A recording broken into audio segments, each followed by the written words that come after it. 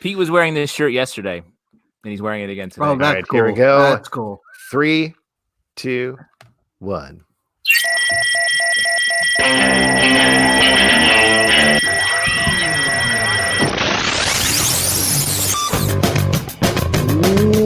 What is up, everybody? Welcome to Comic Book Club. I'm Alex. That's true. I am Judge Justin. And I'm Pete. Pete, and you are watching Comic Book Club on two places. We are going 100% live to YouTube and also over to Crowdcast. If you're listening to the podcast, this isn't live. We recorded it already, so, whatever. We have a bunch of great guests for you on the show that we're going to get to in a moment. I also wanted to mention, if you are watching on Crowdcast, please drop a question and ask a question, and we'll get to those later in the show. Also, if you're watching on YouTube, we haven't forgotten about you guys either. We are going to keep one eye on that, read some comments off during the show as well. And if you're watching on YouTube, give us a little thumbs uppy there. Do that. We love that stuff. Way to cover all the feeds, Alex. Just really grinding the multimedia. You're the king of all media, and that's a nickname thank you very much. no That's one's ever the first used time. before. Yeah, and nobody's been called that before, so I appreciate it. We got a quick request here, actually, over on YouTube. Scott Carpenter says, can Justin do a brief recap about why you guys are doing this from home on YouTube? So just a brief recap of the past month and a half or so, the whole situation. No problem.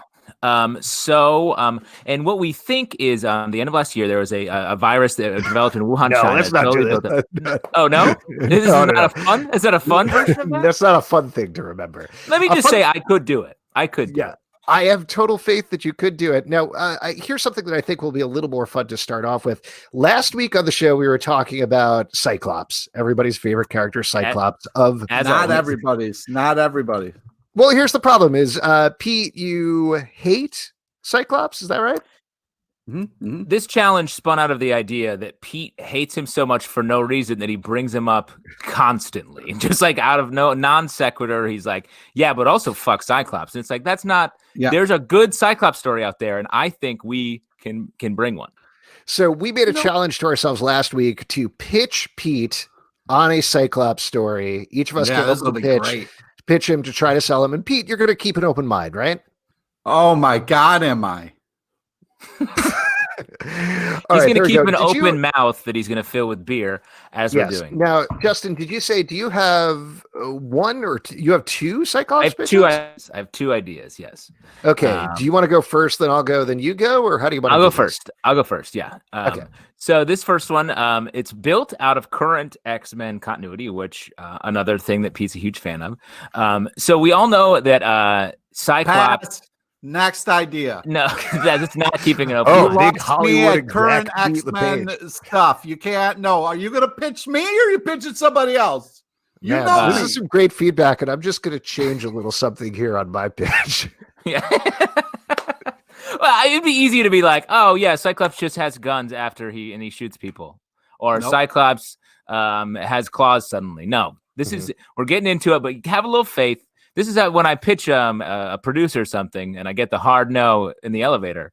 Never stop pitching. That's what they say. Never stop. All right, keep going with your shitty idea. It's current continuity. Hold on, I'm not Cyclops. My ideas are great. So Cyclops, the rule is you're not allowed to kill humans. Cyclops, he's had a lot of life. He's lived a lot. He's been wronged a lot. Because I think the thing you don't... Professor Xavier. The thing, not part of my pitch. I think the thing you don't like about Cyclops is he's such a rule follower. He's always just trying to like rub people's face and stuff. He's like, he's a Boy Scout, and you don't like that he's a Boy Scout, right? That's part of it. Well, I mean, it's part of it. He's a complete douche. Right. He's not a good leader. There's a lot of things I don't like. And Joe Crack, you can say all you want in the comments. All right, it's too bad. Great. All right, just keep going, Justin. Like all Hollywood execs, Pete is distracted with other things while I'm pitching him. Cyclops, the rule is you're not allowed to kill humans. But Cyclops, he's stuck with all these villains who have now become part of Krakoa and the experience there. But Scott is not satisfied. He wants to go back and set things straight for time before the X-Men. So he goes undercover with his pal Wolverine. and they go they go out to the human world and they settle the scores from all the bad guys, Apocalypse, Mr. Sinister, all the villains that have wronged the X-Men in the past. They go settle scores off the books, under the radar. Don't tell anybody. So it's the two of them, buddies, out there having fun. John comparing notes on their what relationships they have, and they're shooting I-beams and claws, bar hopping, and fucking up Mr. Sinister's life. Well, and the title is Beams and Claws, right? Yeah, exactly. First off, this is a horrible idea all around, because if I'm mad at somebody and then somebody else comes over and is like, hey, I'd like to right their wrongs, I'd be like, I don't care who you are. I want to fucking talk to the guy who wronged me. But he is, by going back and doing it outside. I think maybe it's interesting that you have kind of like a odd couple team up. That's fun.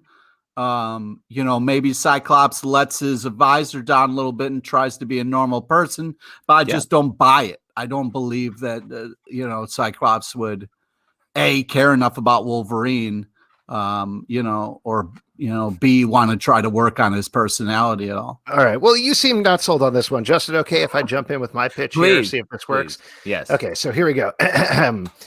All right. In a special scratch and sniff issue that smells like cheesesteaks, Cyclops is on a trip away from not Krakoa, but anywhere else, because Krakoa blew up and the X-Men are back to normal, when he encounters a couple fighting at a diner. Attempting to break it up before they get too violent, the couple shove him backwards, his ruby quartz glasses knocked off. At that moment, he accidentally shoots the couple with a blast from his eyes, but they're not blown to smithereens. Instead, they look at each other with love and kiss. Stunned, Scott realizes he's finally developed his secondary mutation. His optic blasts fix marriages. With a renewed sense of purpose, Cyclops heads to New York to try and find the one and only web slinger himself, Spider-Man. And each issue comes with a free digital download of Tommy Boy. Oh, what do you think, Pete? Wow. Sold. You get the prize. You're sold on that? On the story of that? That's great. That's a great fucking story. Yeah. Plus, who doesn't love Tommy Boy? There you go. That's what I was thinking. I love a pitch that comes with a VHS rental. That's the problem with comics. That's why they can't ship them right now. They're too bulky. They got the VHS tapes inside. Oh, God, it's slowing us down. That's great. That's a great pitch. Cool. You got another one there, Justin? I did have another one. So in this world, Cyclops, Jean Grey, White Queen, they get transported to Mojo World, where they have to appear in a television show where they're de-aged and they have to solve mysteries in a small town in America called Riverdale. And the thing is, obviously, the White Queen is the sort of Veronica type. You got Jean Grey. She's the classic Betty. And as we all know, Cyclops is X-Men's Jughead. Oh, horrible casting. I was with you for a little bit, and then horrible casting. He is the Jughead of the X-Men. Think about it. No. Yes. Not. He 100% is. He's always like telling people, okay, we have to go focus on, we have to go do. He's not the Archie. Mm-hmm. No. Also, I feel like she would be Cheryl, not Veronica. Well, I think we can figure this out later on. We do have, these are great pitches. Thanks for listening to us, Pete. We look forward to you picking up one of our comics. We don't know which one. We do have a couple of great guests on the show. Later in the show, we're going to have Alex Segura from Archie Comics is going to be here. He's going to be here for our stack section. But right now, we'll see if this works. We're going to invite in our other guest. I'll introduce him while hopefully he's logging in here. Ahmed Amin, he is the writer of the Epics of Enkidu, which is a Indiegogo project that is yet to launch and is being sold as a sequel of sorts to Gilgamesh. So, Ahmed, as we wait for you to get into the feed here. Oh, there we go. Hey. Welcome to the show, Ahmed. Thank you so much for coming on. Thank you for having me. Yeah, no problem. So what we've been doing the past couple of weeks is, while comics have mostly been on hold, not 100%, but mostly talking to a lot of indie creators who are still working on projects, still plugging away at stuff. And you have this book, Epics of Enkidu, which has a lot of stuff going on in the premise. But why don't you pitch it? Why don't you give the pitch to us, and then we can talk about it a little more? Well, sure, yeah. The Epics of Enkidu is actually a comic book that features a superhero who happens to be autistic. And it is, you could say, it's sequel to the oldest story ever found in human history. And his brain works so fast that everything around him moves too slow, which makes him socially odd and interacts with the world differently. But it does help him analyze everything and see the patterns, and he can see things that can happen before it happens, which could be handy when he's in danger, but not when you try to communicate with him. And it was inspired by my nephew, who is a very awesome autistic kid. Oh, did you? That's great. Before you tackled the project, did you run it by him? Did you talk to him to get his sense of the project and what he thought about it? Actually, I want to surprise him with it. That is so nice. What a dream surprise. He's just 8 years old, and he's invested with his own world. So just one day I'm gonna give him the comic book, and he's gonna find his picture in it, and he's gonna read it. And I want to see how he's gonna interact with it for the first time, hands on. So yeah. Wow, that's very nice. Amazing. Now, you're planning on launching the project on Indiegogo. Why that platform? Why was that the right place to take it? Well, there's quick Kickstarter on Indiegogo, and at that time, I wasn't sure which one to go to. So when I looked at the layout of each platform, I don't know, for some reason I was drawn to Indiegogo. And there's this movie. I'm not sure if you heard about it. It's called Hardcore Henry. That's first-person action movie. Yeah, I love that movie, and it was funded by Indiegogo. So every time I think of Indiegogo, I think of that movie, and I thought, yeah, okay. So I went with my guts on this one. So yeah. Well, then the other part of the spectrum, though, is Gilgamesh is an interesting thing to be drawing on. There's been a pretty frequent joke about him being in quarantine, how Shakespeare wrote King Lear in quarantine. And everybody's like, well, going to write King Lear too, but you're actually taking your time here to write Gilgamesh too. Why did that inspire you in particular? What was it about that story?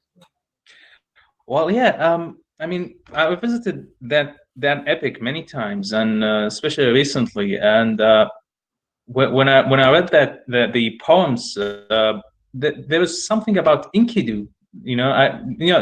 For people who don't know, it's about this king who's very powerful, who has his adventure with his companion Enkidu. And for some reason, I thought Enkidu was more interesting, because even in the beginning of the story, Gilgamesh was the villain, and Enkidu changed him. So he changed him and made him a better man.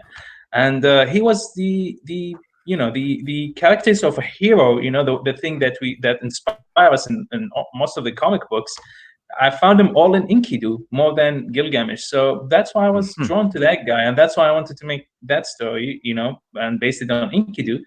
And also, I don't know why, it's merged with my nephew, because I was thinking about making a comic for my nephew before I decide to make it, to use the epic of Gilgamesh as a center to the story.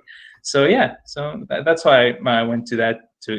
That's why I picked Enkidu as the main character. So.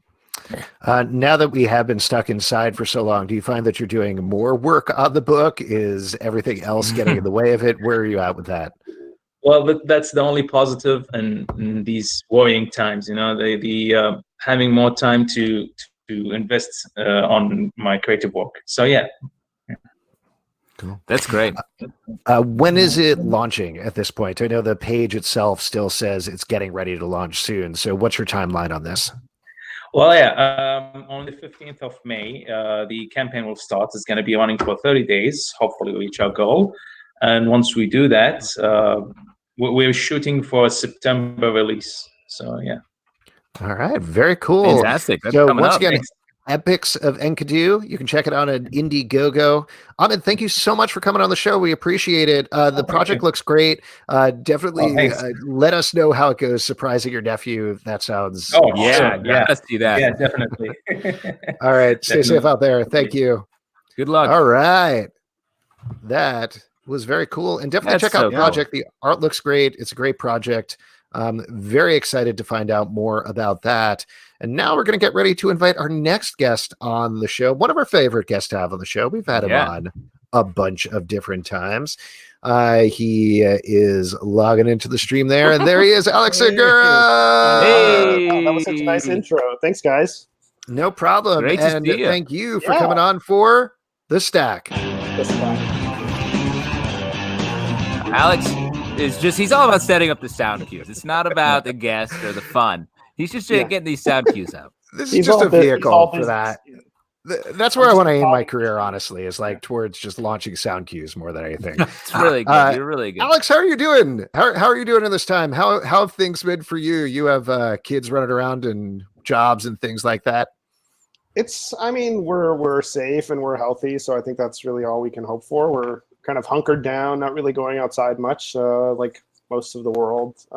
It's been tough, especially with the kids. I mean, the kids get bored and they want to run around, but we're hanging in there. So when do you find time to write? Because I have kids too, and it's very hard to do anything until like 9 p.m. and then it's too tired. It's too tired. I'm too tired. It's usually at night. It's usually once they're asleep and everything's cleaned up and you have like maybe 20-25 minutes to sprint and try to get something done. Because in the daytime I'm at work or working, so it's hard. Yeah. Well, it's a good thing a novel only takes 15 to 20 minutes to write. So you're I'm on my third one today, so we're good. And before we get into the stack proper, how are things going at Archie Comics? You guys, it's been a weird time with trying to put out comics. You have still had a couple that are coming out because they were promised to retailers or already at stores. Is that correct? Yeah, we had a few that were already in the warehouse or in the pipeline. Like Sabrina #1 was already at Diamond's warehouse, so we put it up digitally. And Sabrina 2 was, for all intents and purposes, done. So once it's able to be printed, we'll get it to comic shops, but we felt like we should, keep it up there for digital customers too. So there's some stuff in the pipeline. There's a bunch of classic Archie stuff to kind of keep people entertained. It's our 80th anniversary next year, so we're doing a lot of digital exclusives to collect different classic stuff. And just it's lighthearted, fun stuff that I think people need to read now just to distract themselves from what's going on. Yeah, there's been a lot of talk. With everybody, but definitely here on the show over the past couple of weeks about what's going on in the comic book industry. Some people have said, "This is it. Everything's changing. It's doomed forever." And on the other end of the spectrum, people are like, "Nah, it'll be the same after everything." Our feeling has been maybe more somewhere in the middle, where, like every other industry, some things are going to change, some things are going to stay the same. As the head of a major comic book company, what's your take on it? I think there's some truth to both sides. Comics have been through challenging times before. There's been issues with distribution before. I mean, I guess the example people bring up often is Marvel buying Heroes World and how that disrupted the distribution channels. This is very different. It's a complete shutdown of the world. It's not just not just comics, but I think we'll weather the storm. I mean, comics are a form of entertainment that people will want no matter what. Or how they get it. I think the challenge for us is to support comic shops and indie bookstores and make sure that, they can weather the storm as best they can. Diamond's dealing with some challenges, but they're coming back. So the hope is that things can return to, I don't think there's going to be a normal. I think it's going to be something different. I think there's just going to be some more caution and some more challenges we have to face. It's not going to be a slow road. So. More VHS tapes packed with all the comic books, mainly, is what you're getting at. Betamax. I don't want to be such a big bummer, but it's gonna be challenging. This is true. Way to go, Betamax. That's a better format.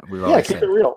I want to say we've loved over the years the different sort of risks or like big swings you guys take over at Archie. Yeah. And one really smart thing I've been liking lately is the way you're sort of keeping the main storyline flowing through a couple of different titles. The Archie story, Archie and Sabrina. Like I feel like that's such an innovation that more titles or more companies should use to sort of keep a through line going between one character or a couple characters? Oh, thanks. Yeah, I think one of the challenges with the direct market as it was right before all this hit was people lost interest after a certain number of issues. So we relaunched Archie with Archie 700, and then, you know, you have that kind of standard decline. And so I realized, like, if we just launch with miniseries within the bigger series, you can still have the original numbering and then just have a new number one, but also have these crossovers that we never see. We never really see Archie and Sabrina. And so to have them pair up is really cool. I love it. And to have it roll over into Archie meets Katie. A lot of the initial blowback was, oh man, you're going to have Archie pair up with everyone. But if you read the book, you realize he's still with Sabrina, and Katie just happens to be part of the story. So, yeah, Archie would never date more than one person at once. No, he's very no, it's right, not, Pete? like, intrinsic to the the mythos. All right. Well, the main reason that we had you on, though, is for the stack. We've been having folks on the past couple of weeks to talk about some of their favorite comics or comics they've been really into or revisiting at the current time. And when we were chatting about it over email, you mentioned that you read the entire X Factor run that Louise Simonson did. Is that correct? Back in the 80s? Yeah, I was. Or most of it? I read all of it. Yeah, I read all of it over, Okay. I think, a couple weeks or a week. Just I found comics to be much easier reading these days when you're stressed out than novels for whatever reason. Just like you can burn through a couple and you're done. So I was going to talk to Wheezy about something else, so I ended up just reading it, and I burned through the whole. I think it's about 64 issues of her writing it, and then it goes on for a few more after she's done until Peter David takes over. Yeah. Wow. So we took a look back. We read X Factor 10 through 16, which isn't exactly the beginning of her run. I think she took over in 6 or 7 or something like that. Yeah. But that's like right when you're hitting, for those of you who need context, right when you're hitting the mutant massacre, when everybody's getting killed, all the Morlocks are getting slaughtered, horrible things are happening to Angel on the team.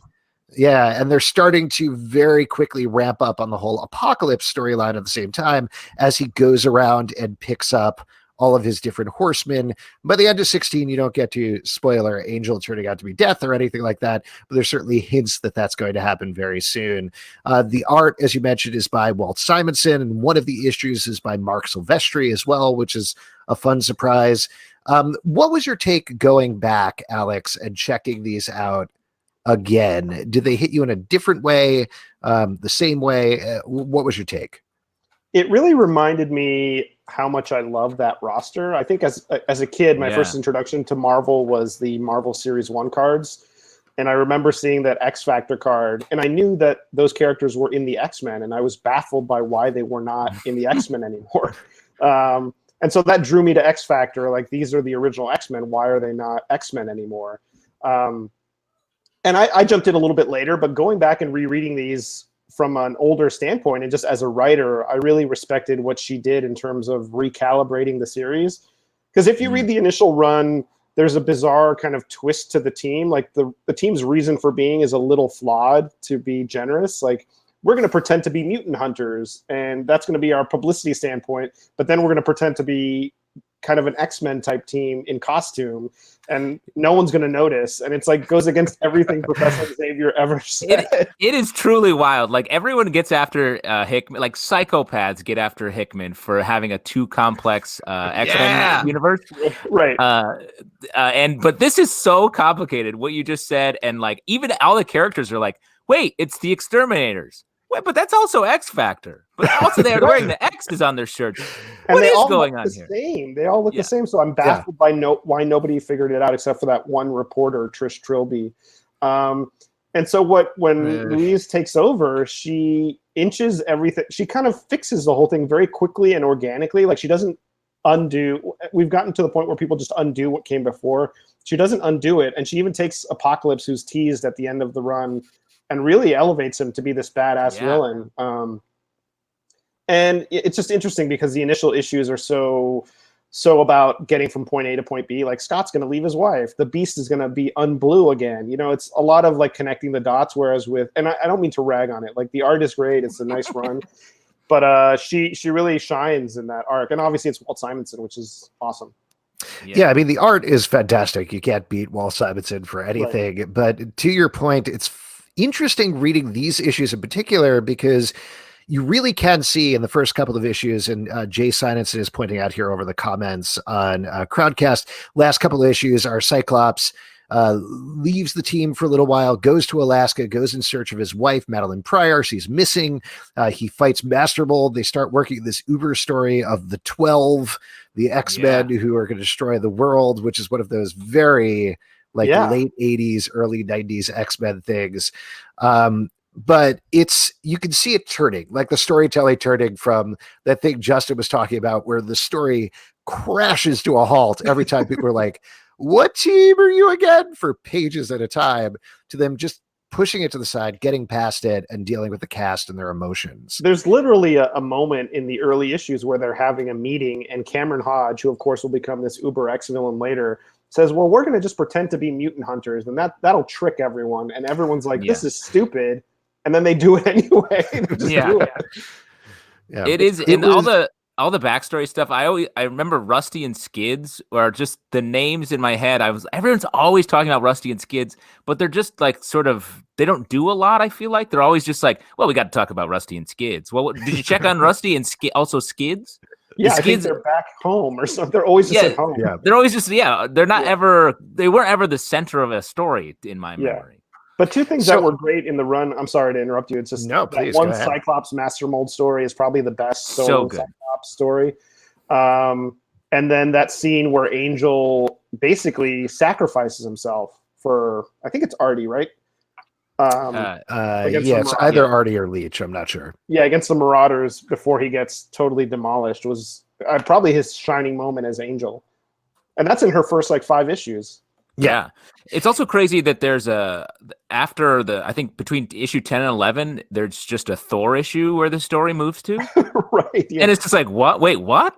Angel gets his wings all messed up and Thor's sort of around? That's sort of. So here's the crazy thing that I was going to say. I realized I never read these issues. I read some X Factor stuff later on, I think around the time they started living in Apocalypse's ship. But I never read the early issues because I didn't really have much interest in the original X-Men. The concept seems so confusing to me. And reading this, when they had the little asterisks, they were like, see Thor issue whatever, see Power Pack issue whatever. I was like, well, remember that issue page for page. Like every single other thing, I was like, yes, I remember the Thor issue this ties into. I remember the Power Pack issue. I remember the X-Men issue. The X Factor stuff, complete blank, no idea. Wow, so this was it out. Yeah, this is completely new to me. So it was nice to, several decades later, finally fill in the blanks. Your childhood is now complete, Alex. Yeah. There you go. Congratulations. Good for me. Thanks, everybody.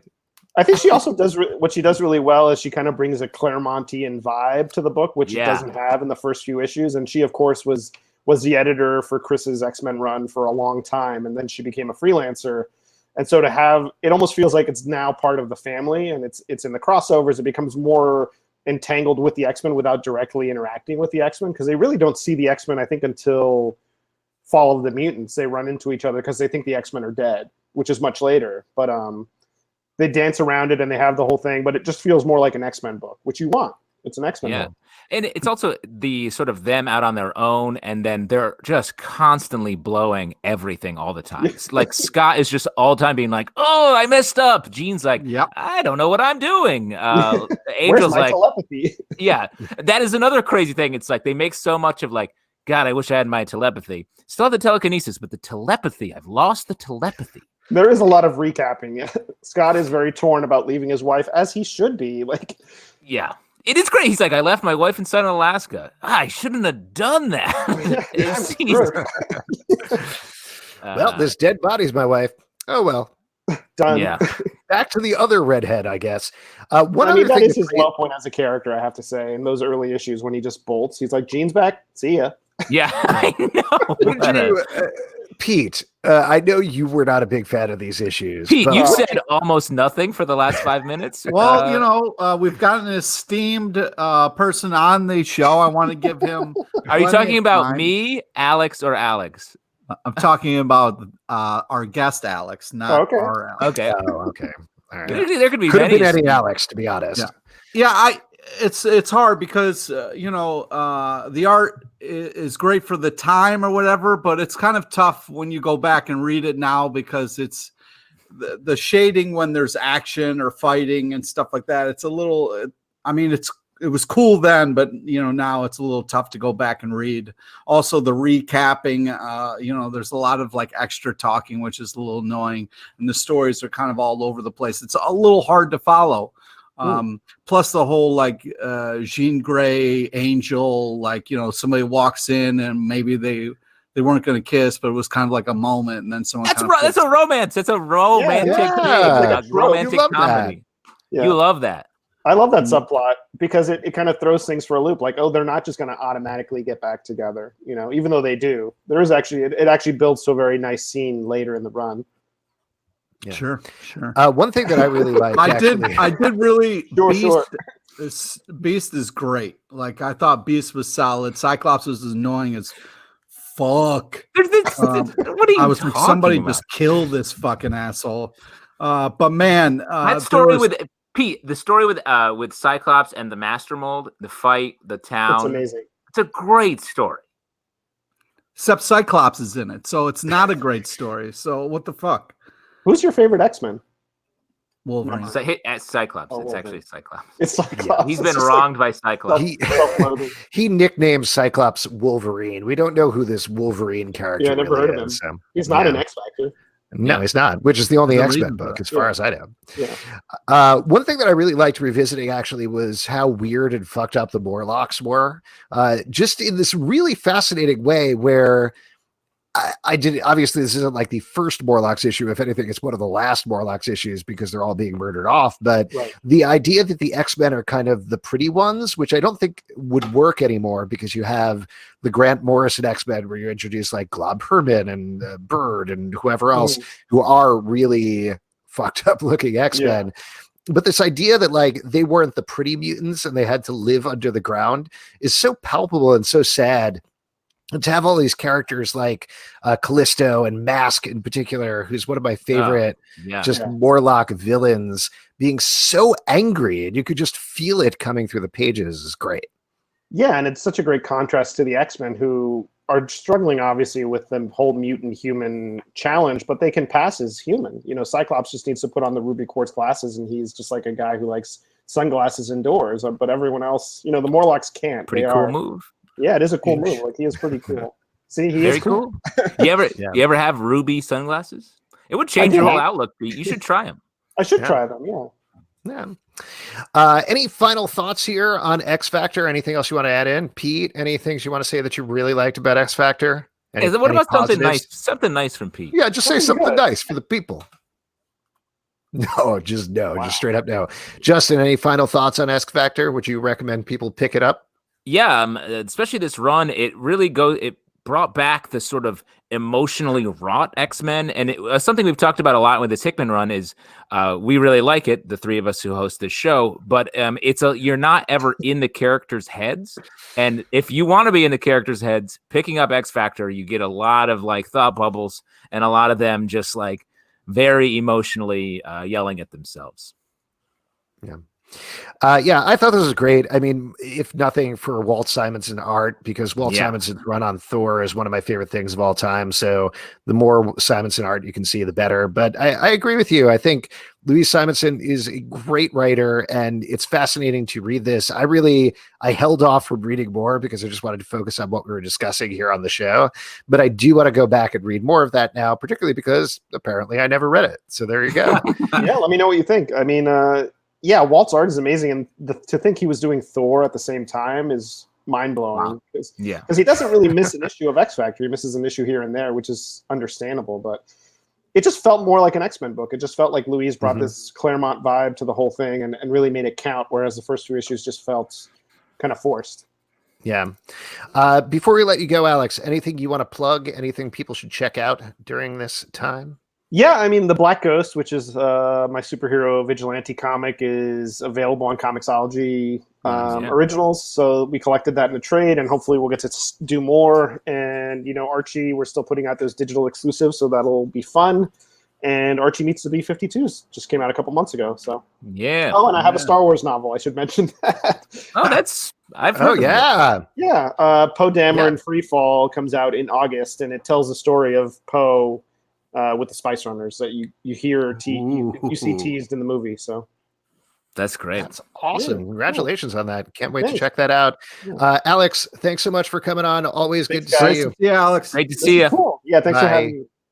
Good luck, man. All right. All right. All right, folks. Now it is time for our next section, which is my favorite section because you all make it up. It's your audience question. Oh, yeah. Marching to the questions. Marching to the questions.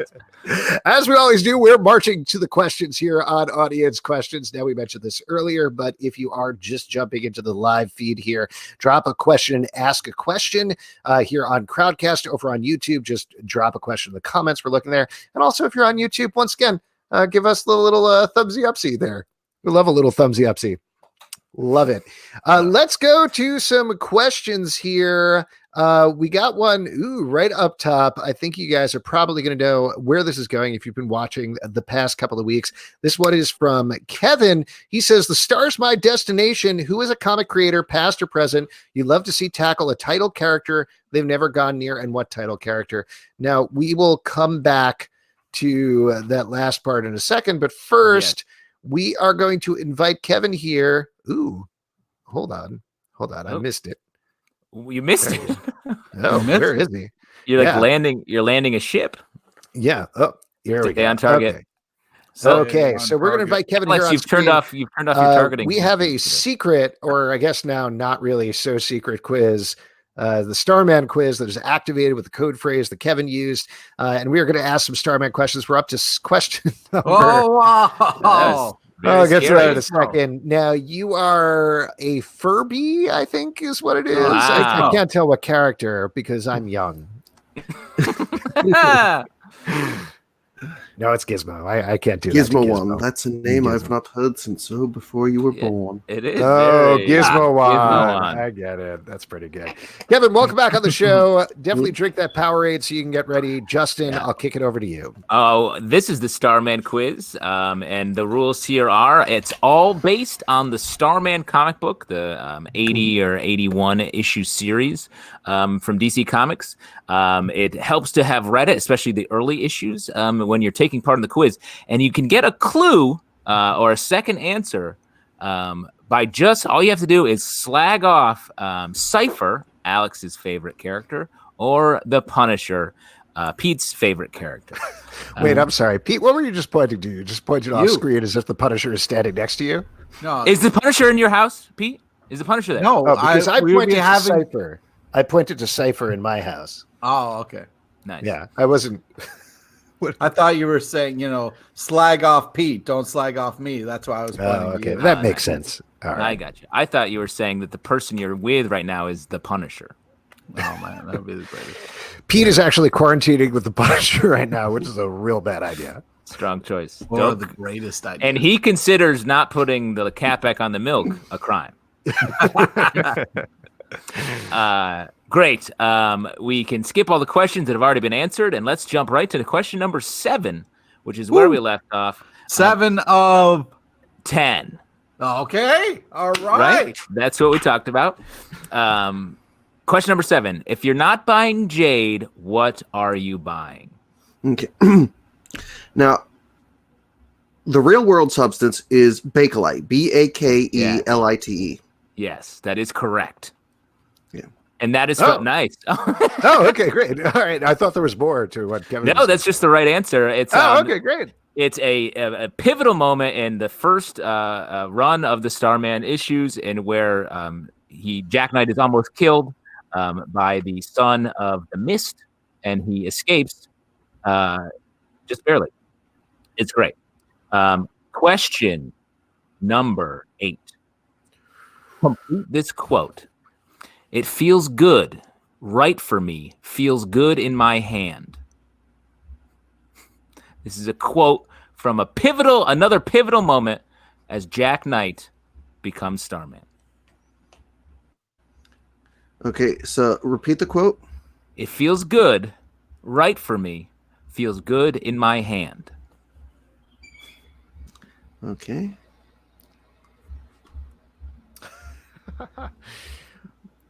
Because you got to finish the sentence? Complete the quote. Yes. Oh, okay. There's another part after that quote.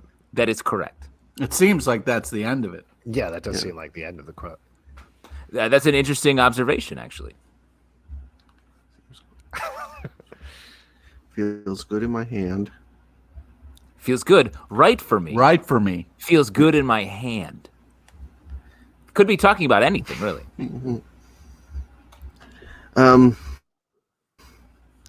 Okay, whose turn is it for me to slag off this week? It is. Go for both. Wow, really raising hands. And actually, Pete, I can see in your room right now the Punisher is in there hiding in that closet. No, I mean, that's he's Pete's, just hiding in there. That's Pete's dream. That's a dream come true for Pete. Classic 80s comedy. Don't want Mom to discover the Punisher was in my room with me. Yeah. Mom, we got a Punisher hiding in the closet. Yes. So this is what I just read is the quote, and it's the people who are saying the quote to each other is the rest of the phrase. It's two people. One of them is a chess piece. Ooh. Oh, I think I know. Well, I think I know the chess piece. Great.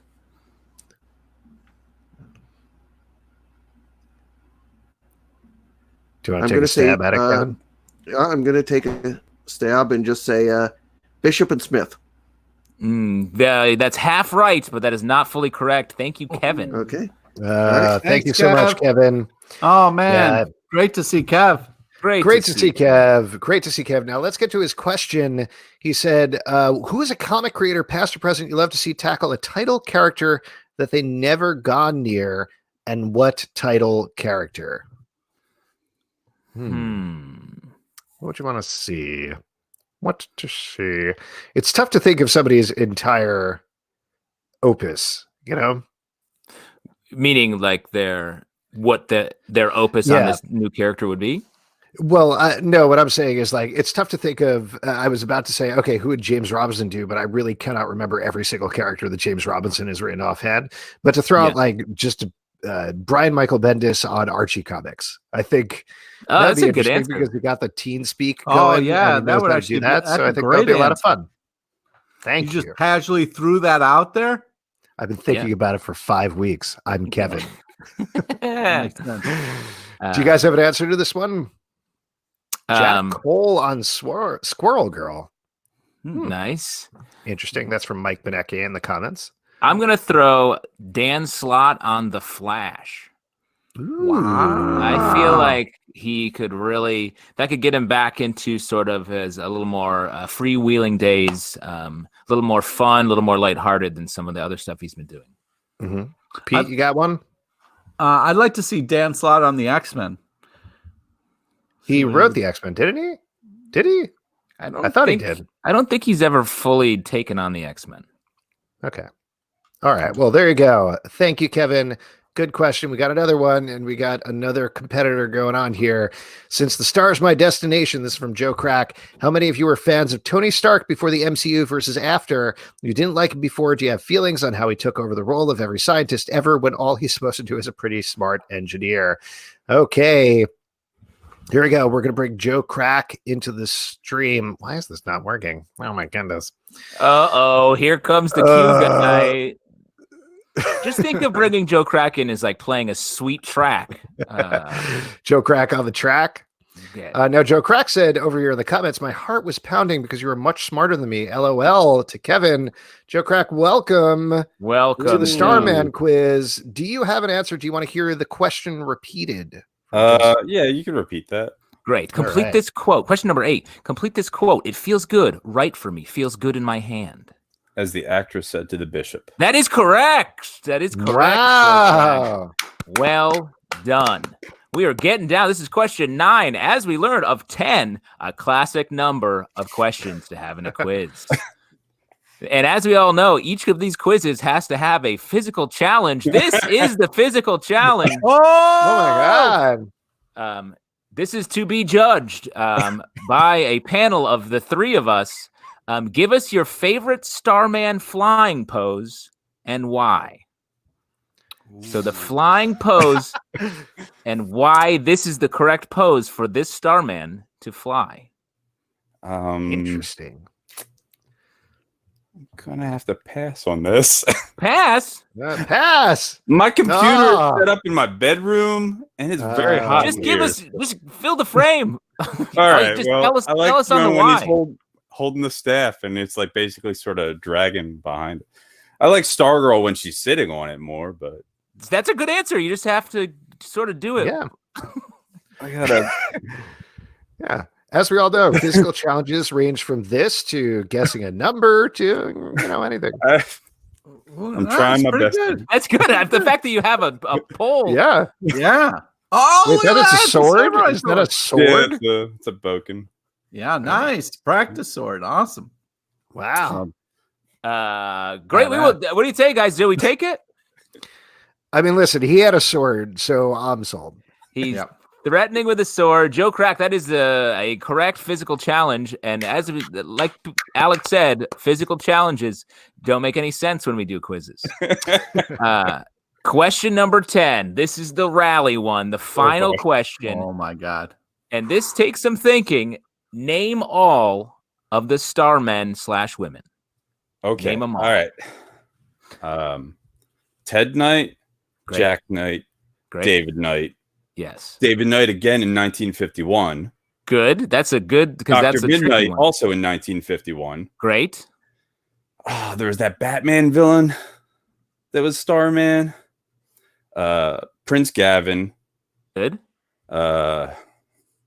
Will Payton. Nailing it. Mikhail Thomas. That is correct.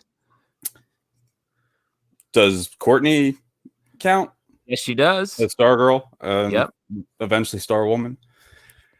I don't know Ted's girlfriend, but she was briefly Star Woman in one issue.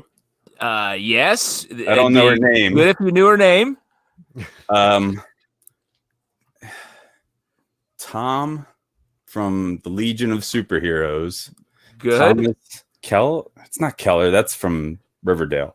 It's Kevin Keller. it's sort of what you said. It's It is. It's Tom Keller. I'll give it to you. Okay. You knew that. There's, by my count, we have one more. Oh no. All right.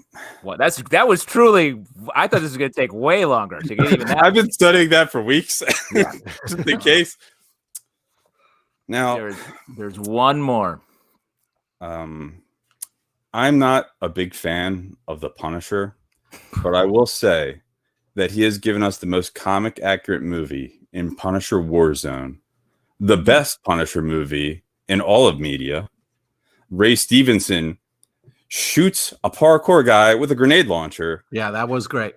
So, that was pretty awesome. And that is an insult technically, because Pete's favorite Punisher movie is Dirty Laundry, so that's his thing. Your clue is the name of this Starman is also the clue is Wonder Wheel. The clue is Wonder Wheel.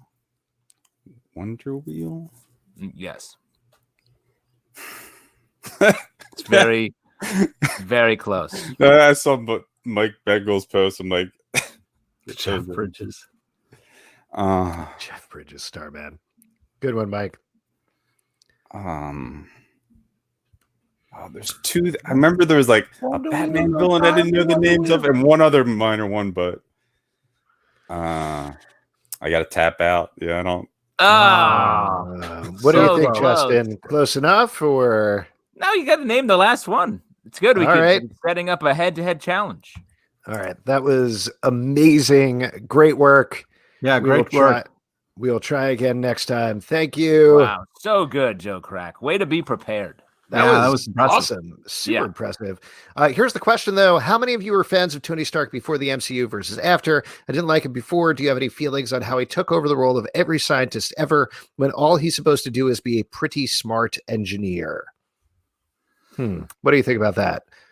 I mean, it's hard because I feel like before the kind of like movies, like Tony Stark just became more popular, and like it just kind of happened. I don't know. I agree with that statement. I feel like he kind of now all of a sudden is kind of bigger than he should be, but it's hard to be mad at it. He's bigger than he should be. Like he's too tall. Common complaint from you. Yeah, Iron Man should be shorter. I agree. Justin, do you have a take on this one? Yeah, I agree. Like I think when a character becomes popular, I think it's powering them up is what happens a lot, where it's like, oh, look at all these other cool things they can do. It's like, oh, here's this new take, this new story, and he's way smarter than you think. But the more fun Tony Stark is the one who is like a little more reckless, a little more like messing things up. Not that I'm saying he should go back to drinking too much. But that kind of a little like I stayed up all night gambling rather than going home and going to my Avengers meeting. That's a little more fun than the person who always knows everything ahead of everyone else. Yeah, I think I was not really a fan of Tony Stark before. Like I was aware of him as a character mostly through reading Avengers. But it did feel like Robert Downey Jr. nailed it. And then he became the biggest star immediately, not just in the franchise, but potentially in the world. And that certainly took over Avengers. Like it became about Iron Man almost to the exclusion of anything else. And that's fine because he was great as the part. But I'm excited to see what they do next, without him freed from the Robert Downey Jr. of it all. And now that he's gone on to great franchises like Doolittle, it's all good for him. Exactly. Hey, come on, man. Come on. Just as vital and valuable to us all as his Iron Man performance. We have a question here from YouTube. Bandito740 says, I remember an old ep of CBC that had Scott Adsit. If that's right, how and why did he get on the show? Well, that's a good question. He actually came to the show and was a fan of the show when we first started. He's a big New York comedy guy. And then we started having him on the show every now and again. That was pretty much the whole story, right? Yeah, he's a big comic book fan. And I think he just wanted to come and talk comics. And then he's super funny. So we were like, oh, come on this side of the room where we sit and talk. And then he was. There you go. Yeah. I mean, Jen made that all happen, right? Because Jen Grunwald. Yeah. That's Jen Grunwald. He's the trades editor over at Marvel, who also used to come to the show all the time and is awesome as well. Here is a question from Jay Sinison. If you were in charge of the X-Men's community theater on Krakoa, what would be your first production and who would star? Great question. Dream job. The classically trained actor first, right? Dream job. Because really my mutant power would be just being able to... Acting? No. That's not a mutant power. That's a regular human power. Well, I'm just saying that, can I just throw one out? I would love to see Midsummer Night's Dream and have Puck cast as Puck. Nice. What a perfect. All I got. Yeah. I would have said Wolverine as Puck. Yeah, Wolverine could work as Puck. You could have Mr. Sinister as Oberon, maybe. That might work. That'd be fun. Or Wolverine as Snout the Tinker. Pete with a Shakespeare flex. Wow, over here. Taking a celebratory drink of the old White Claw there, Pete. Oh, it's not White Claw. Wow, where did that come from? This is a good time Pete? To pause and do our sponsor section where we talk about what we're drinking. Pete, what are you drinking tonight? Well, Dock Street again. Same thing. Porter. Yeah. I'm actually also drinking the same thing I was drinking last week. Fresh Cut Peak, one of my faves. Nice. I got a 6-point sampler. Ooh, there we go. Ooh, the jammer. Citrus jammer. Little too ghosty for me. I didn't know what I was getting into here. I love but jammer. It's good. It's kind of like soda.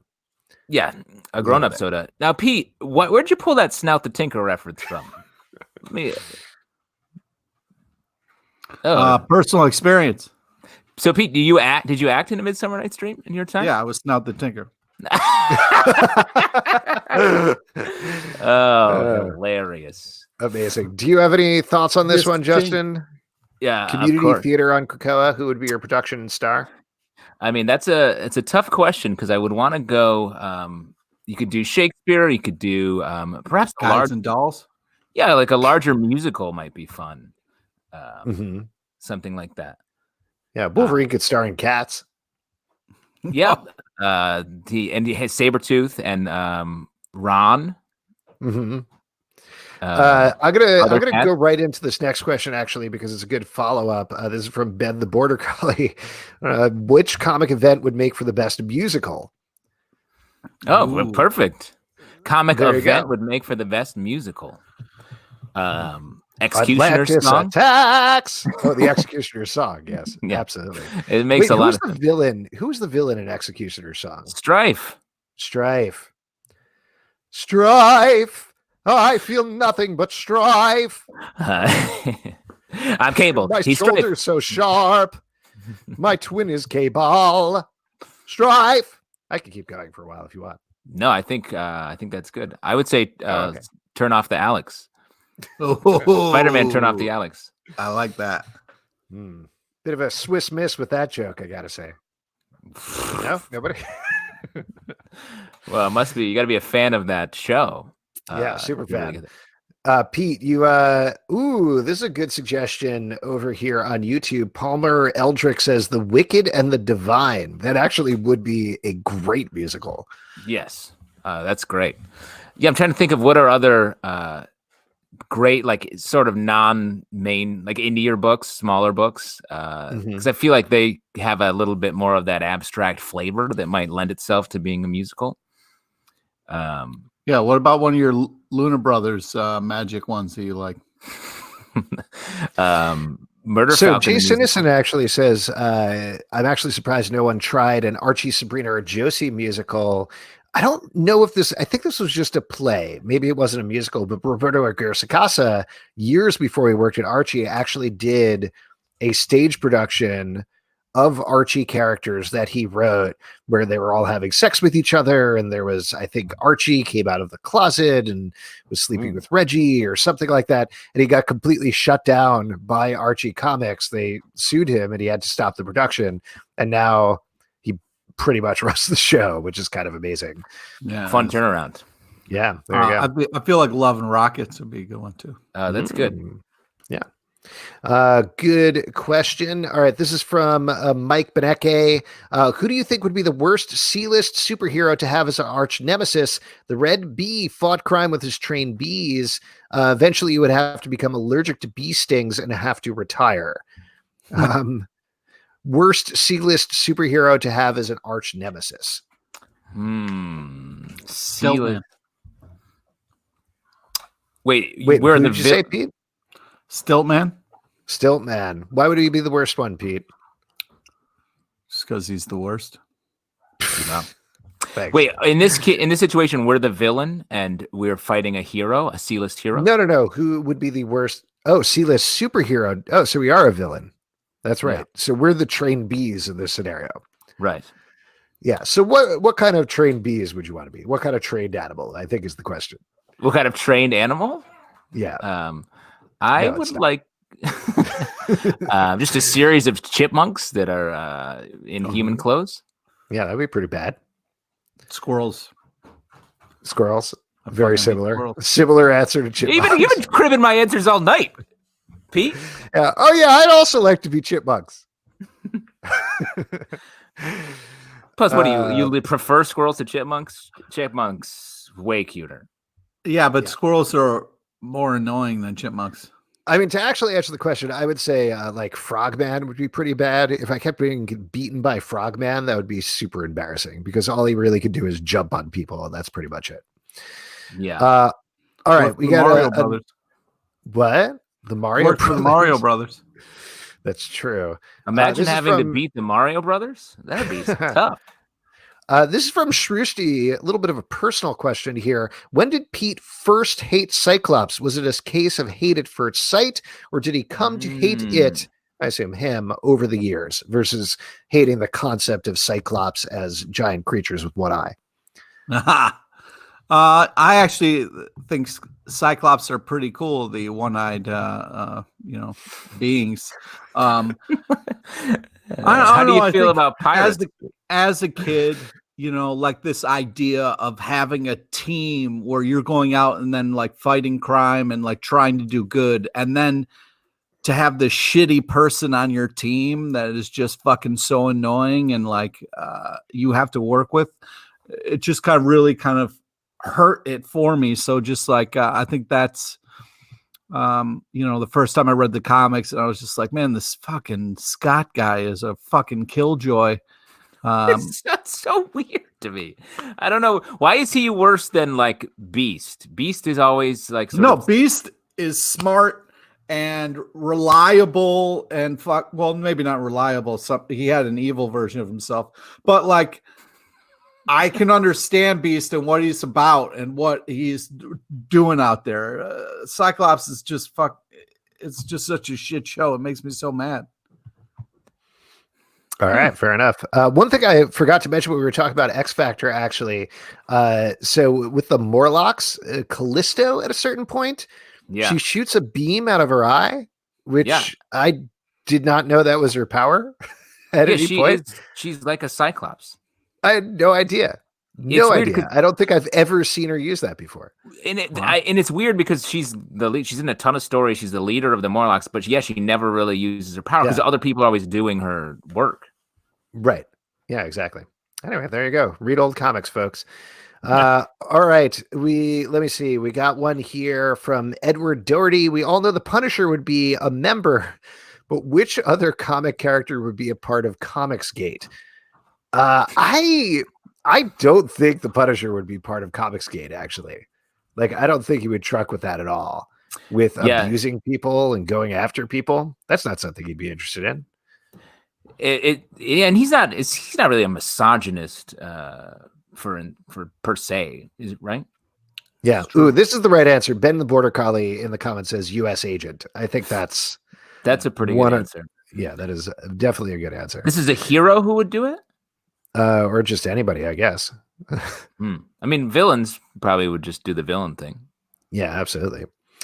We got one here. This is from First Hand Up Guy. First Hand Up Guy says, these tarts might estruation. What's a good non-Amazon place to buy comics, especially used books in quarantine? So I think he's trying to do the Starman quiz here. Should we bring him into the stream? What do you think about that, Justin? He can come into the stream, but that's not the clue. So we should invite him in to see what goofy fuckery he's up to this evening. Oh, what goofy fuckery are you up to this time? There he is. There he is. Hey, can you hear us? How's it going? Good. Can you hear us? Oh, he's frozen. Are you asking if I can hear you? Yes. You were frozen. Yeah, I can hear you. But I had to unplug my headphones to do it, and now I'm setting them back in. Hopefully, I can still hear you. Oh, okay. We got a question here from the comments from Aaron. What's Nat cooking tonight? Nat, what are you cooking tonight? Aaron, just real quick, we've got some ramen broth popping off here. We're making some shoyu ramen. Nice. Yeah, it's just a bottle of black liquid right now, but yeah, trust me. You finally boiled down your catcher's mitts into liquid. Yeah, I'm really not sure where that came from, but I don't. I'm gonna just give you guys like a wide swipe. What was everyone talking about? They said there was a thing on the floor that looked like a bucket of baseball gloves. This is probably really good audio, right? He cleared it out. He had a bucket of baseball gloves. Your secret softball team will again go unnamed. Yeah. Nat, do you want to try the Starman quiz? You want to name all the Starmen? What was the question? This is like, I feel like we're being bullied by our older brother. Yeah, I'll do your stupid quiz. Wait, what is it? Yeah. Nat, this is, I just want to mention, the best your tech has ever gone. So really appreciate you. I'm honestly amazed, especially considering I'm wearing headphones as a prop because this audio is coming out of my phone. Are those burn marks on your fridge? Yeah, the fridge is next to the stove, and over the years, just burn the fridge, man. Jeez. Man, you truly are cooking. You truly are living large. Mm-hmm. Well, Matt, can we wrap this up soon? It's my brother's birthday. I got to give him a call. Oh, okay. Oh, okay. Well, thanks All for right, bye, sticking. Matt. Thanks for Thanks so swinging much by. for coming on. Bye-bye. Well, he just won the Starman quiz. I don't know. That's great. What's the prize? Not coming into the stream next week. Oh, yeah. So we asked, what's a good non-Amazon place to buy comics, especially used books in quarantine? My answer would be directly from comic book shops. There's still a lot of them that are doing both delivery and curbside delivery if you live in their area. So that's really what you do. Go on their site. I mean, I'll tell you, this is like a little side to it. Oh, Edward Doherty says World of Books as a suggestion. This isn't exactly the same thing, but the local toy store is doing curbside delivery. And that has been a lifesaver. We bought a bunch of puzzles last week. My kids finished them in 2 days. We bought more puzzles today. They're Are you probably just going to fucking brag about your kids, or is there some point? No, to I'm this bragging fucking about puzzles. story? About puzzles that I got so much fucking money, I can just throw it around, and my kids are so smart. Mhm. Fucking that puzzle they money. solve I got puzzle puzzles. money coming out of my ass. Wow. You know, a picture is just a puzzle that hasn't been cut up yet. Yes. My So- point being that the curbside delivery thing works really nicely, and it's great because we can support a local toy store that otherwise is having a hard time. So do the same thing with your local comic book shop if you can. Do you have any other suggestions for places to buy books or comics during this time? No, I think that's great. I mean, just anybody. I'm sure there are people on social media selling comics, just culling through their collection, trying to make some money to get by. So I think any source like that is good. But supporting, especially local comic shops, I think is the best way to do it. Cool. We got another one from Jay Sinison here. As a theater improv kid, IO Chicago represent. I'd like to hear more about Justin and Pete's improv backgrounds. Have Justin and Pete ever done improv shows together? First of all, super insulted you didn't ask about my improv background, but whatever. I'll just sit back and enjoy this part of the show. All right. Wow. Justin, would you like to go first, or would you like Alex, me- you could always improvise some Yeah. some experience. I'm reading off of my script right here. I don't veer from that. That's not what I get paid for. I'm sorry. Go ahead. Great question. Do you want me to go I- first? I'm ready. Yeah, go ahead.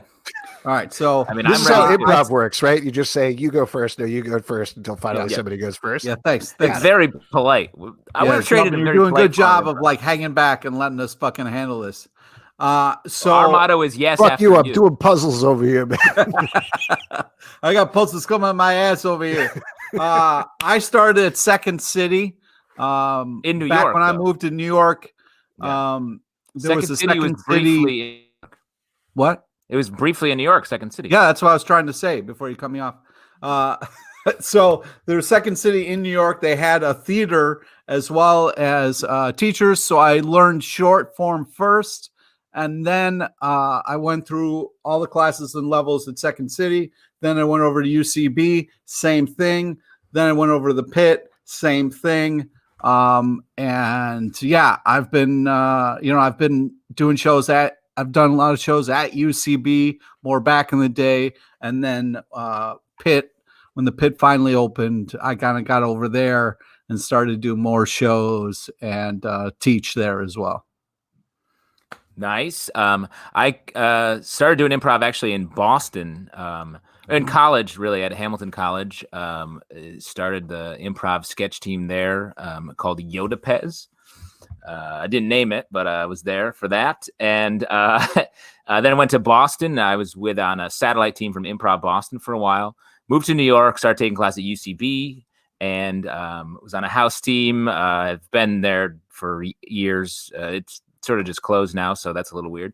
But I was a director there. I started a character program called Characters Welcome, which actually every Wednesday in May we're doing a bunch of shows with Just for Laughs. Wednesdays at 8. Oh, wow. Cool. Congrats, buddy. We're just rolling that out soon. So come check those out. I'm sure I'll talk about it on social media. But been improvising forever. And I think Pete and I did improvise together on a couple random times. Yep. I said it on a show you were doing, right? Yeah. I had you sit in a couple times with me. One of them was one of the hardest shows I've ever done at this college gig that was really an audience that was not having it, but we won them over by the end. You're right. That's 100% right. I would like to. We should do an improv show, the three of us. Because, and we should say, Alex has been a comedian just as long as us, maybe longer because he's much older than us. But he, That's Alex, not true. Pete's older than me. I know that's the craziest part.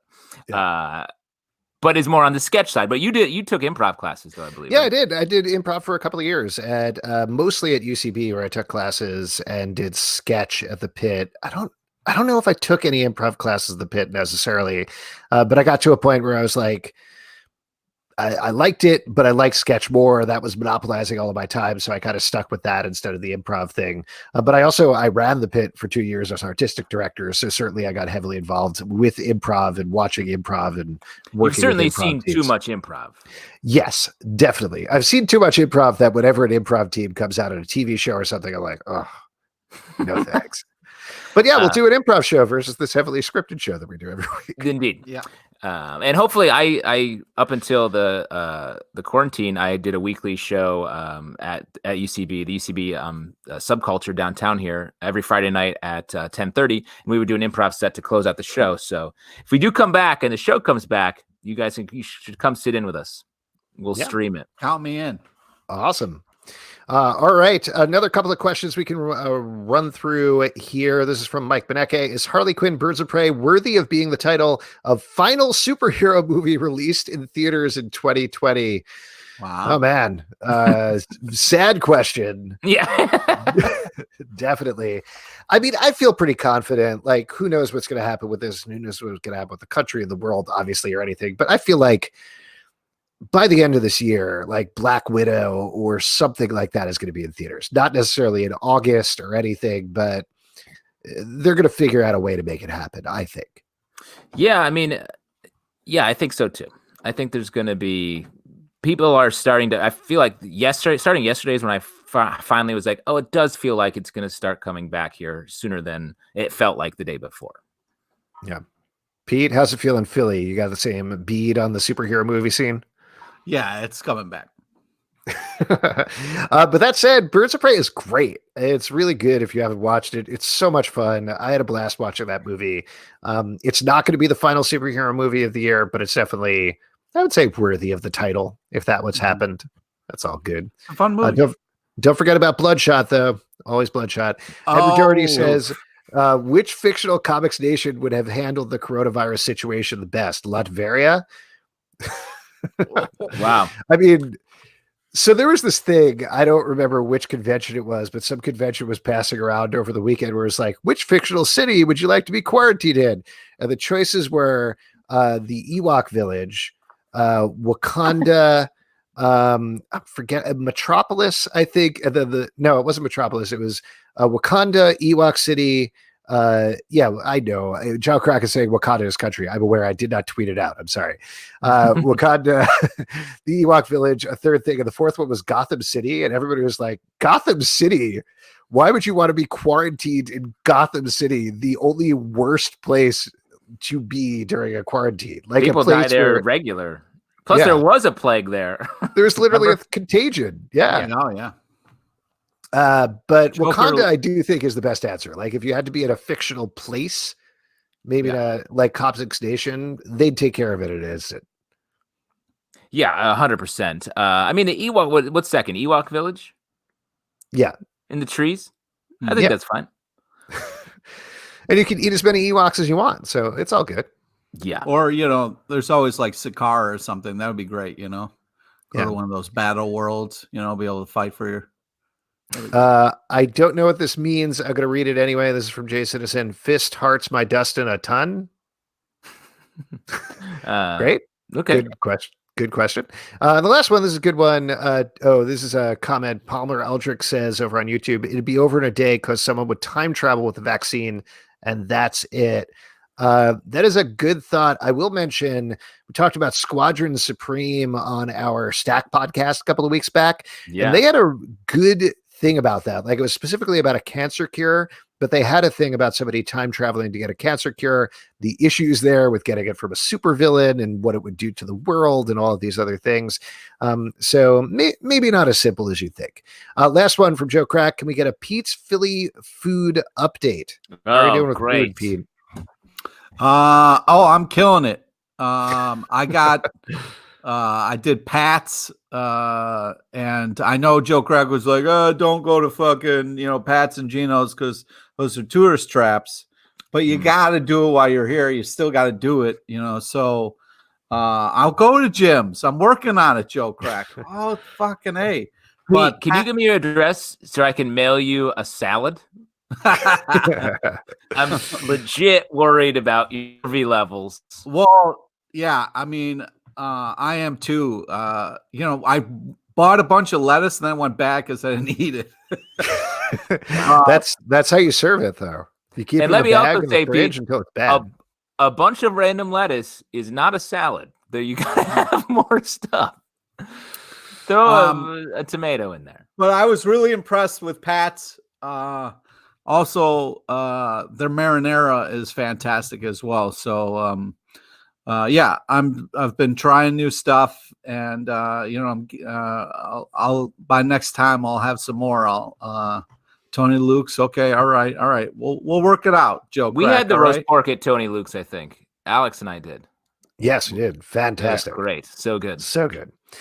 All right, that is it for your audience question. Yeah. Woo, woo. Now, before we move on with the next section, I actually skipped over something, and I'm sorry about that at the end of our stack section. There were actually new comics that came out today. Yes. DC Comics put out a couple of comics. Some of them were reprints, but there were at least 2 new comics that were released today from DC, and that's not a mistake. They did actually come out on Tuesday instead of Wednesday. The first one is The Dreaming, number 20, written by Simon Spurrier and art by Bilquis Evely, or Evely, perhaps. This is the end of Simon Spurrier's run on The Dreaming, so it's wrapping up a lot of stuff that was going on there. I got to admit, I haven't read it since the first issue, so there was a big lift going on there. Yeah. But man, the art in this in particular is so good. Oh, really great art. Worth it just for the art. I mean, I read it twice just because I wanted to read it one time by not reading anything and just looking at the pages. It's really, really fantastic. The layouts, it's breathtaking. I read the first, I want to say 14, 15 issues of this series and thought it was really great. Dropped off just randomly, I guess. So it was really nice to come back and read this last issue. It's a great 20 issue story following Daniel, who has taken over the Dreaming after Sandman died or left, the Sandman's son, and a similar sort of fate befalls him as happens to the original Sandman in that first arc. So it's really cool that it sort of rhymed with the original Sandman series, but just featured a whole bunch of new characters and new stuff happening while touching on all the characters from the Dreaming, which are so fun. Yeah, I like it.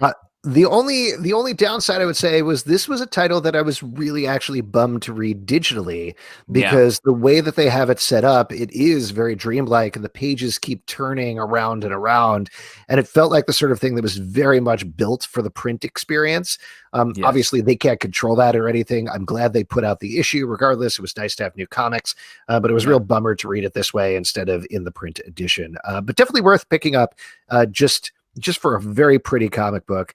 Next one to talk about, Daphne Byrne, number 4, also from DC Comics. This is written by Laura Marks and art by Kelly Jones. This is part of the Hill House line that Joe Hill is editing and putting together. We also reviewed the first one of this, I believe, in our Stack podcast. And this feels like reading somebody's nightmare. Honestly. Yeah, like so not necessarily in a creepy. bad way, but it's hard to grasp on to exactly what the plot is. Kelly Jones' art, phenomenal as always, but damned if I knew what was happening from page to page. It is funny. It jumps around, and just when you think you've got an understanding, it moves to the next thing. It's frustrating, but it's also effective in its kind of like delivery of this idea of kind of like this girl and what she's dealing with. So it's very interesting. Fantastic art. It's an interesting story. I feel like hopefully the more you read it, the more it is explained. I love Kelly Jones' art. Great artist. And this, it felt like an episode of The Outer Limits or something that you like wake up and it's on and you're like, oh shit, okay, I should watch this. Where you don't quite know exactly what's happening, but it's like, whoa, that was scary. And it's like, oh, I think that's scary. That kind of a thing. All right, Yeah. there we go. 2 new comics today. If you are hankering for stuff, also, I believe DC is doing digital stuff pretty much every day of the week as well that you can check out. Though some of that is reprints from their giant size comic books that they put out in Walmart.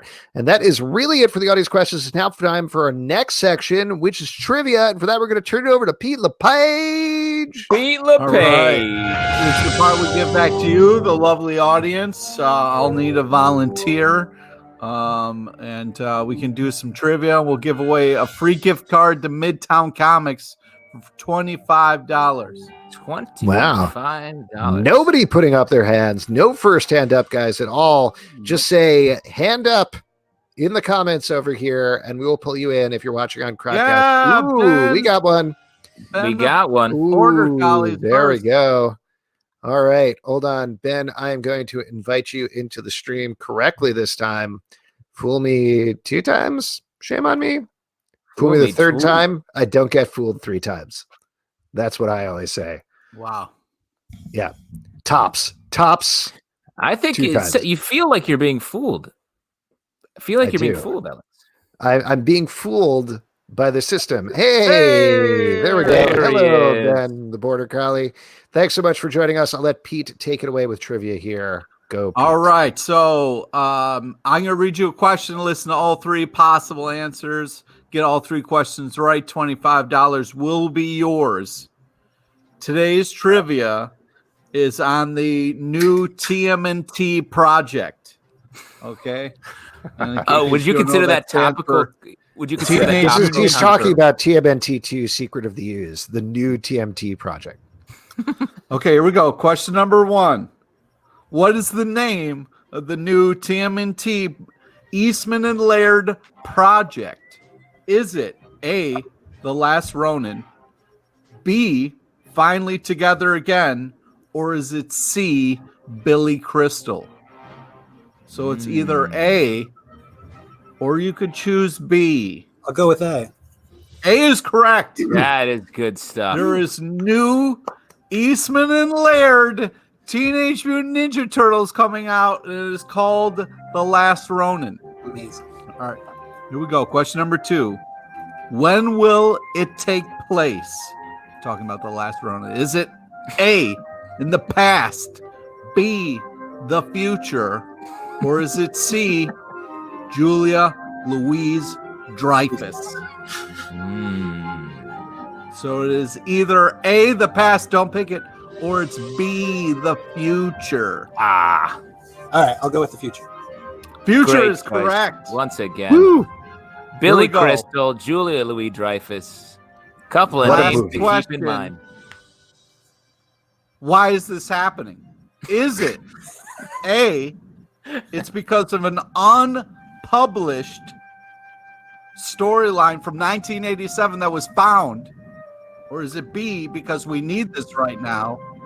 Or is it C, Mark McGrath? So it's either A, and you will win $25, or you can pick something else and be completely wrong. I think we need it right now. I thought it was That's I agree with what you're saying, and that's not the reason it's happening. Both so are technically correct. Hey, Andy. Hey, Just need you to say A. hey. Yeah, there we go. That's it. $25 free dollars, sir. Amazing. Like all great quizzes, almost any answer is correct. Yes. Ben, great job. Shoot us an email at comicbookclublive@gmail.com with your name, address, email address, and phone number, and we will get you a $25 gift card to Midtown Comics that you can use online so you can stay nice and safe, still get some free comics. Thank you so much for coming on. Thanks, guys. Bye. All right. And now Pete, the third answers. Before we move on to that, I think every week your third question should be, why is this happening? Okay. And you can just have a Very different hard. reasons. It's a sort of a universal question. So Pete's third are answers equal a Robin Williams movie. Do you want to repeat who the celebrities are, Pete? Billy Crystal, Julia Louise Dreyfus, and Mark McGrath. And Yes, of course, Kevin is right. It's Father's Day. Wow. Father's Day, a landmark Robin Williams film. Incredible. So that's some trivia, and that's pretty much our show, folks. A couple of things we want to plug before we go. What? You plug your thing. Yeah, I'm going to plug my things. Next week on the show, our guests are going to be Michael Morsi, the writer of DC Comics' new graphic novel, The Lost Carnival, a Dick Grayson graphic novel. Also, Brett White, a frequent guest on the show, is going to be here for our stack to talk about X-Men From the Ashes, number 168 through 176. You can support our show at patreon.com/comicbookclub. Also, subscribe on iTunes, Android, Spotify, Stitcher, or the app of your choice. On iTunes, please leave us a comment. comicbookclublive.com for this podcast and more. Also, check out our other podcasts, Riverdale After Dark, our Riverdale podcast, rapidly, sadly coming to an end for the season. Also, Katie Keencast, our Katie Keen podcast. Yeah. Star Guys, our new Stargirl podcast has just launched, so please do subscribe to that. There's going to be a bunch of fun stuff coming out in that feed you definitely should check out. And folks, we will see you next week as usual. Thank you so much for tuning in on Crowdcast. Thank you for tuning in on YouTube. Thank you for tuning in on the podcast. We appreciate you all ever so much. Have a great night. Bye-bye. Thanks, guys. Have a good one. Have a great week. So grab your ribbon hammer. Don't be late for it, 'cause their girlfriends can barely tolerate it.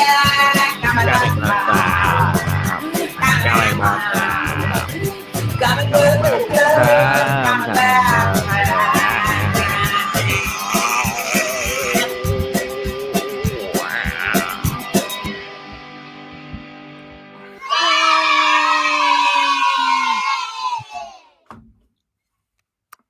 All right, folks. Thank you so much again. We really appreciate it. Have a great night. Stay safe out there. We appreciate you all very, very much. Bye-bye. Good night, guys.